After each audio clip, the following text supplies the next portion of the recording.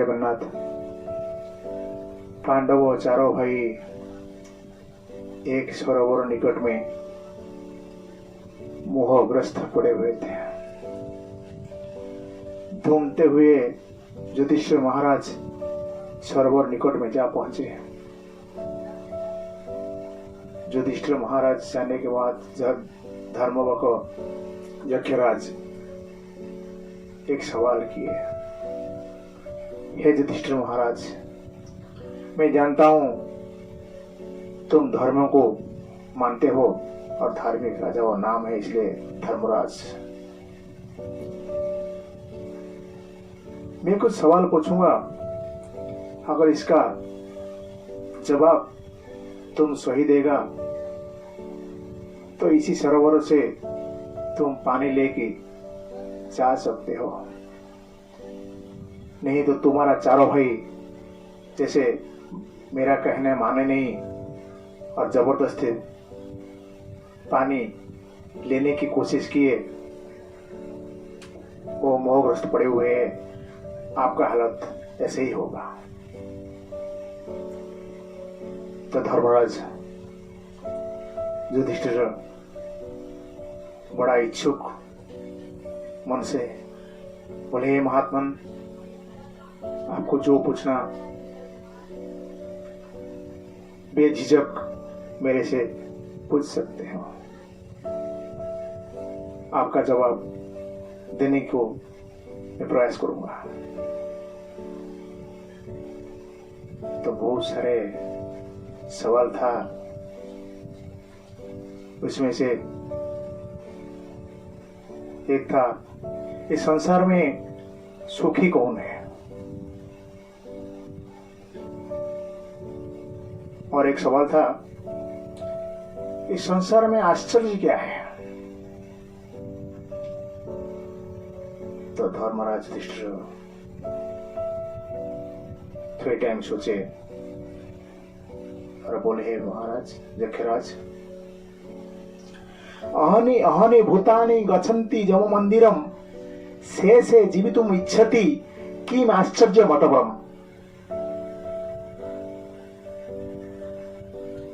यानी कि प्रत्येक दिन इंसान मर्त्य में जन्म लेता है और प्रत्येक दिन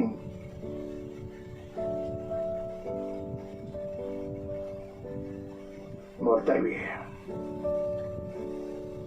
जन्म और मृत्यु ये चिरंतन सत्य है।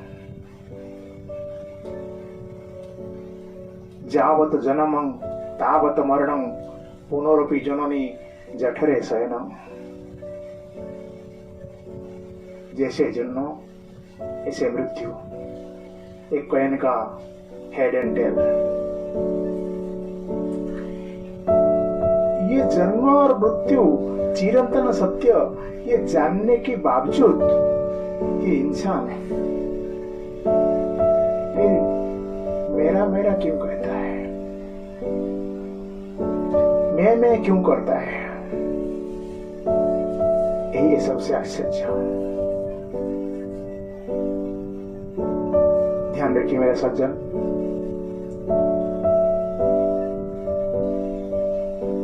एक बच्चा माँ का कोख से अंधेरी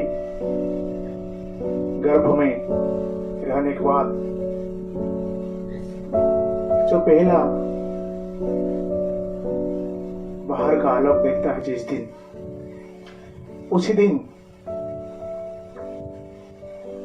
पहले वो रोता है, पूछता है को अहं को अहं को अहं, मतलब मैं कौन हूं, मैं कौन हूं। गांव में हम सब लोग बोलते हैं, बच्चे रो दिया और रा दिया। ध्यान रखिए मेरा सज्जन, बच्चे से पूछता है को अहं, मैं कौन। माँ गोदी में उठा लेता है, तू मेरा बेटा है। दादी माँ गोदी में उठा लेती है तो मेरा पोता है, भाई उठा लेता है तो मेरा भाई है, बहन स्नेह ममता से प्यार से उठा लेता है मेरा भाई है।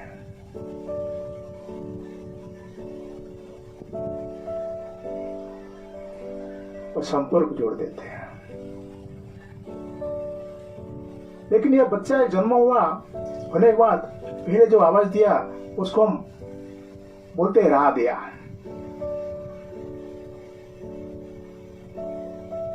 और जब आखिरी वक्त इंसान का आता है तब इस समय में हम बोलते हैं क्या हुआ ना, फलाना आदमी मर गया। इंसान जिंदगी शुरू करता है राह से और खत्म करता है मौत से। मतलब जिंदगी शुरू से आखिर तक हमको राह और मौत तो अक्षर मिलता है। इसीलिए जब वो संसार से विदाई के वक्त जो लाश को लेके जाते हैं सब लोग बोलते हैं, मुंह से निकलता है राम नाम सत्य है। जन्म और मृत्यु ये दोनों चिरंतन सत्य है।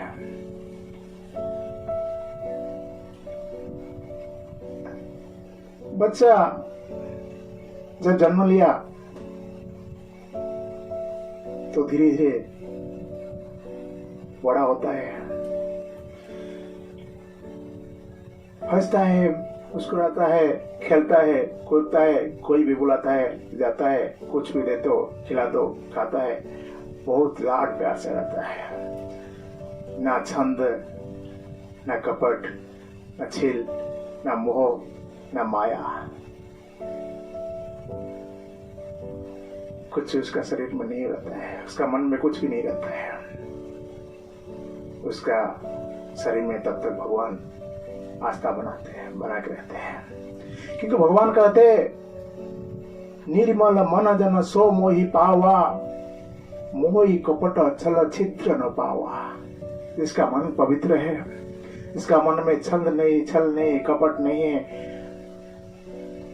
मैं उसका शरीर में निवास करता हूं। ये बाद में धीरे धीरे बचपन बीत जाता है। क्योंकि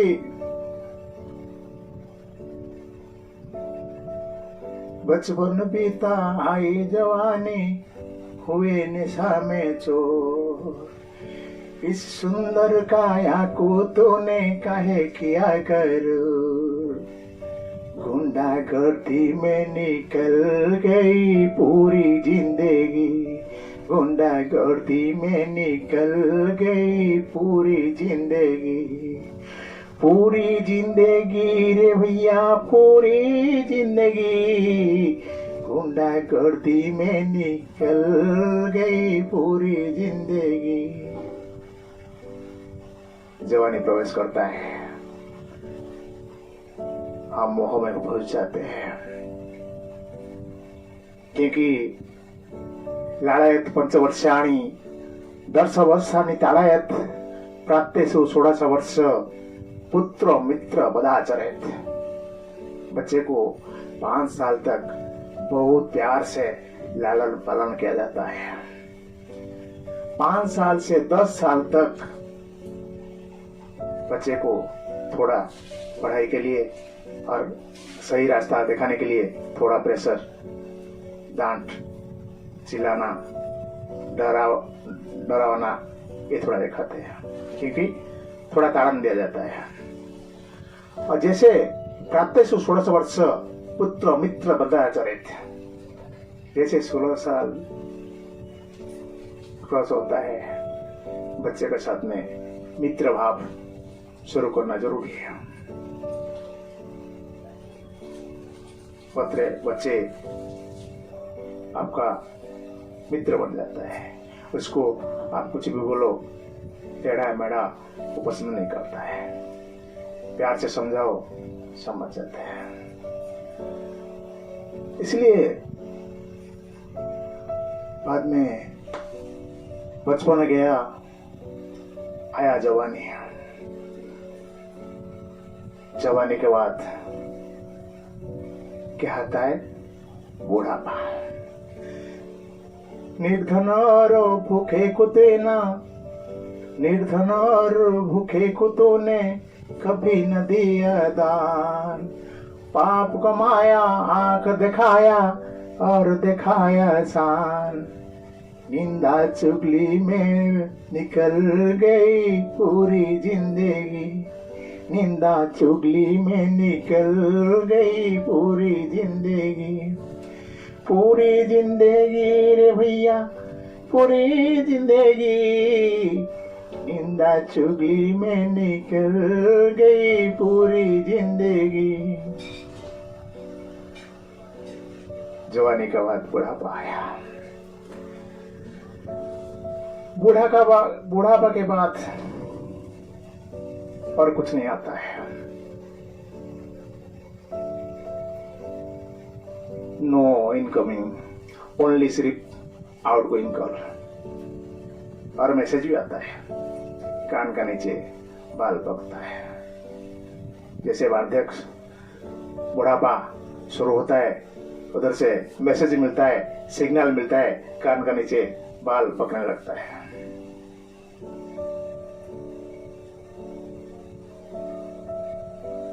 आउटगोइंग कॉल चालू हो गया आपका। और वार्धक्य में कुछ दिन बीतने के बाद कोई अगर कॉल करे, आपका किया गया, संपर्क किया गया नंबर पहुंच के बाहर है, आप रेंज के आउट जा रहे हैं। जैसे बुढ़ापा आता है तो माता पिता का हालत बहुत खराब होते जाता है। और बच्चे, बहू बेटे माँ बाप को, सास ससुर को समझते थे। आज देश में वृद्धाश्रम, अनाथाश्रम की जरूरत नहीं होता था। गौ या दूध में कुत्ता पाला, उसका बछड़ा भूखा, साले को अब तुम खाना खिलाओ, बाप न पावे रोका। आजकल की जमाना ऐसे है।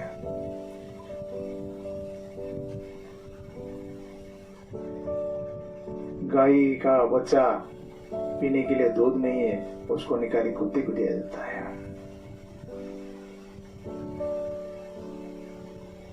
और बाप को खाने के लिए क्या देंगे?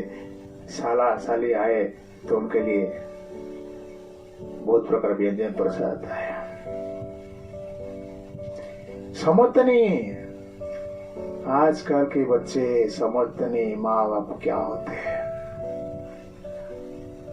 पूरी जिंदगी संसार के पीछे गवा दिया उन्होंने। बेटा बेटी घर परिवार को संभालते संभालते आज वार्धक्य में पहुंच गया। बच्चे को पढ़ा लिखा के इतना लायक मत बनाओ, बाप को नालायक समझ बैठे।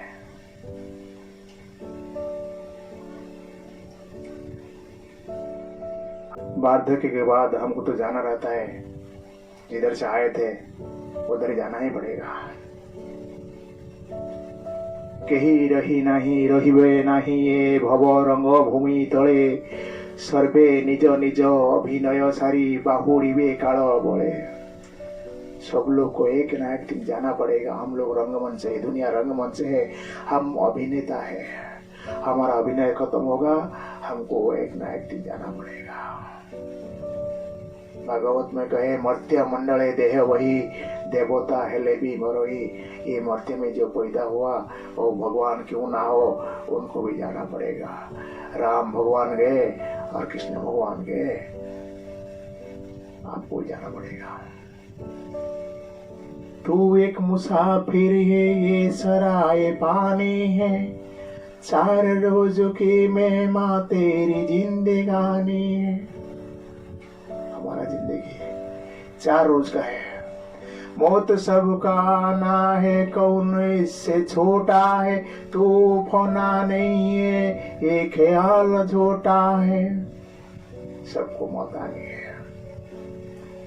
सांस टूटते ही सारे रिश्ते टूट जाएंगे, बाप माँ बहन बीवी बच्चे छूट जाएंगे, कोई तुम्हारा साथ नहीं जाएगा। जैसे सांस टूटेगा आप अपना रास्ता में और बच्चे का रास्ता में। कहते हैं ना, बेटी साथ देती है कन्यादान तक, बीबी साथ देती रोटी कपड़ा और मकान तक, दोस्तों यारी साथ देते शमशान तक, और बेटा साथ देती है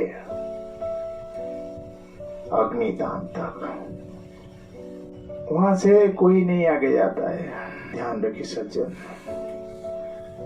ଆସିଲା ବେଳରେ ଏକାରେ କୁମର, ଗଲା ବେଳେ ଯିବୁ ଏକା, मले तो सांगरे केही न जीवे रे, धर्म थिले गो सखा। जाते टाइम में आपका साथ में कोई नहीं होगा, अगर जाएगा तो साथ धर्म ही जाएगा। आपका किया हुआ पुण्य, किया हुआ दान, किया हुआ धर्म, ये आपका साथ रहेगा। बाकी कुछ नश्वर संसार में इतना भी जो भी है, कुछ आपका साथ में नहीं जाएगा। बाद में आपको जोई का चिता का लकड़ी में सुला दिया जाएगा।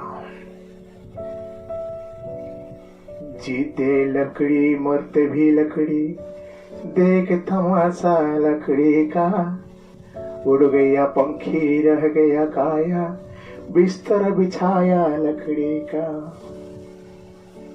आपका बिस्तरा लकड़ी होएगा। एक पलक में राखो नाया, ढेर था सारा लकड़ी का, जीती भी लकड़ी मरती भी लकड़ी, देख तमाशा लकड़ी का। ध्यान रखिए सज्जन, आप जब पैदा हुए थे, आपको बच्चे को सेकने के लिए एक लकड़ी से आग लगाते हैं। लकड़ी सजा की आग निया लगाते हैं, क्योंकि आपको सेकने के लिए, शरीर मजबूत हो, बच्चे का शरीर मजबूत होने के लिए। जन्म से एक आग, एक निया। शुरू से आप संसार में आए, एक निया को पहले देखे, और जब संसार से विदा हो जाते हैं, आखिरी आपका जोई चिता में एक आग जलता है, निया जलता है। आए थे एक निया देखे और जाए थे एक निया देखे, दो निया का बीच का समय को दुनिया कहते हैं। जन्म से राह और शुरू से राह और आखिर से मौत, राह मौत, और जन्म से एक निया और मृत्यु से एक निया, दो निया को बीच का समय को हम दुनिया बोलते हैं। ध्यान रखिए सज्जन, संसार को आए हैं, हमको राम नाम से आना है और जाना है, और दुनिया से आना है और जाना है। इसलिए आत्मा, हम शरीर जल के राख होता है, लेकिन आत्मा कभी नहीं मरता है। आत्मा एक शरीर छोड़ता है नया शरीर में प्रवेश करता है। भगवान श्री कृष्ण गीता में 3 अध्याय सांख्य योग 22वां श्लोक में विस्तार से बताया। वासांसि जिह्नानि यथा विहाय नवानि गृह्णाति नरो पराणि तथा शरीराणि विहाय जिह्ना न्यान्यानि संजाति नवानि देहि। जैसे हम कपड़ा बदलते हैं, एक कपड़ा जूना हो जाता है, जीर्ण हो जाता है, उसको चेंज करके नया कपड़ा पहनते हैं, ऐसे हमारा शरीर, हमारा प्राण, आत्मा, हमारा शरीर बुढ़ा होने के बाद ये शरीर को छोड़ के दूसरा नया शरीर में प्रवेश करता है। आत्मा कभी नहीं मरता है। आत्मा ऐसे एक चीज है, गीता में 23वां श्लोक 2 अध्याय सांख्य योग 23वां श्लोक में भगवान श्री कृष्ण अर्जुन को समझाए, नैन छिन्नान्ति शस्त्राणि नैन दहति पापका न चैन क्लेदयन्त्यापो न शोषयति मारुता। आत्मा को ना शस्त्र काट सकता है, ना आग जला सकता है, ना पानी डुबा सकता है, ना हवा उड़ा सकता है। आत्मा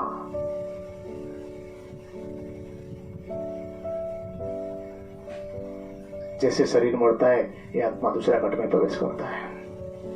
और शरीर हमारा आत्मा पंचभूत से गति करके हमारा शरीर में प्रवेश करता है और पंचभूत से विलीन हो जाता है शरीर हमारा। पंचतत्व पृथ्वी, आप, तेजो, वायु, आकाश, पंचतत्व गड़ा यही अधम शरीर।